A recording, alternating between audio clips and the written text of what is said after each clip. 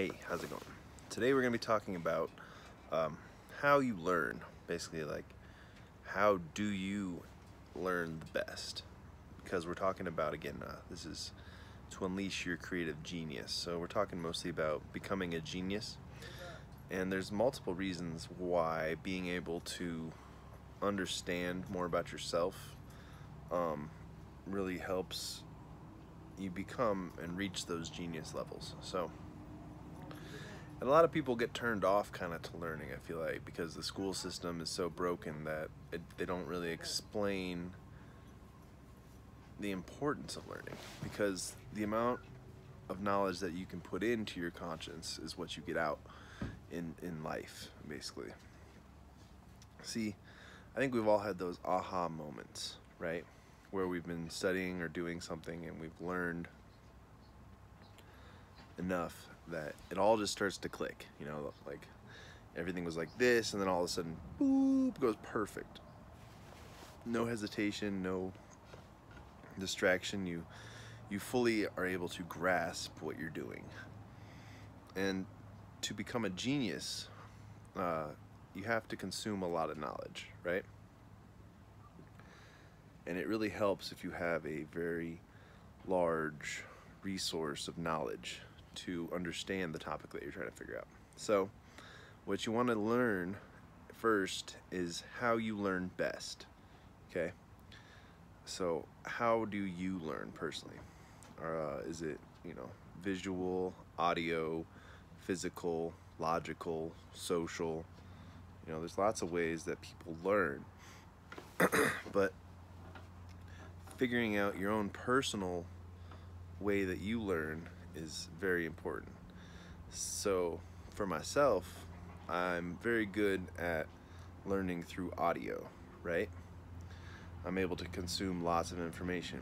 But in reality, if I really want to retain the information, if I really want to be able to have that knowledge and be able to pull it back out, I seem to work best.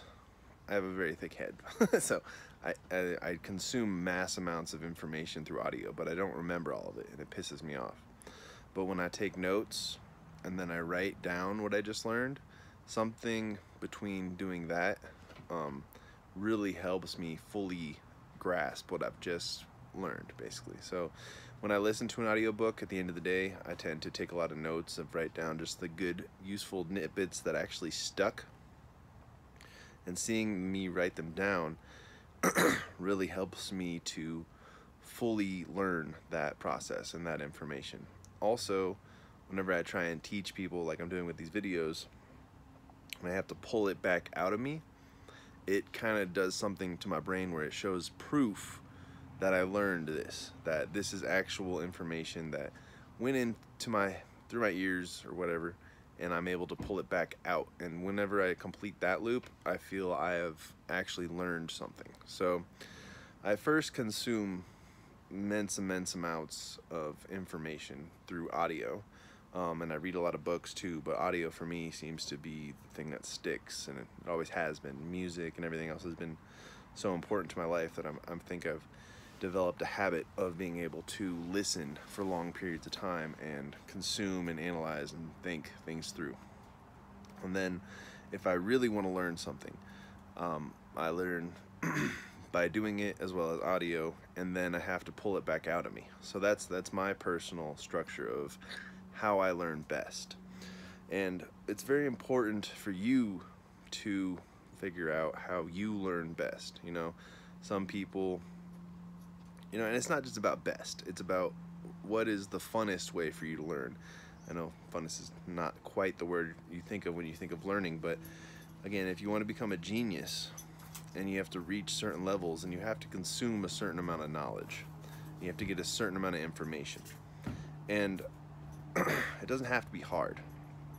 It doesn't have to be difficult. You just have to figure out how you can consume knowledge the best. I'm not quite finding the right word. It's not like the best knowledge consumption. It's not the funnest way to consume knowledge. It's just like the most effective for you. But when I say most effective, it doesn't quite relay the message either. See, it's just so important for you to know that what you put in is what you get out. I feel like there's a conscious field that we're all in, right? And whatever information we can put into the field is what we're going to get back out of the field.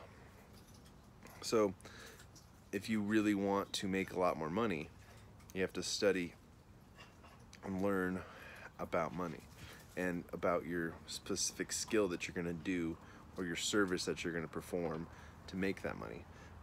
And once you fully have a conscious grasp on that subject in the field, you can go out and do that much easier. You can visualize yourself doing it, and it makes much more sense. So if you want to become a genius in a specific field or a specific, practice, then you have to fully dive in and consume as much knowledge as you humanly can. And in order to do that, it takes a lot of hours, a lot more time than we have, really, especially in this busy world we have. So it's important to know first how you learn fast, how you learn effectively, how you learn efficiently. Personally, no one else is going to do it for you. This is something that you have to figure out. So I think that's the message that this is having to do. So if you want to become a creative genius, and we're mostly focusing on the genius part right now, you have to consume an endless amount of knowledge almost. You have to be able to want to go out there and find the answers. Because with creativity and with life, there's always two steps, right? There's the first step, which is not knowing the information. And then there's a second step, which is knowing the information and taking action to make it happen. So the first one always comes first, and it's important to know. Thanks.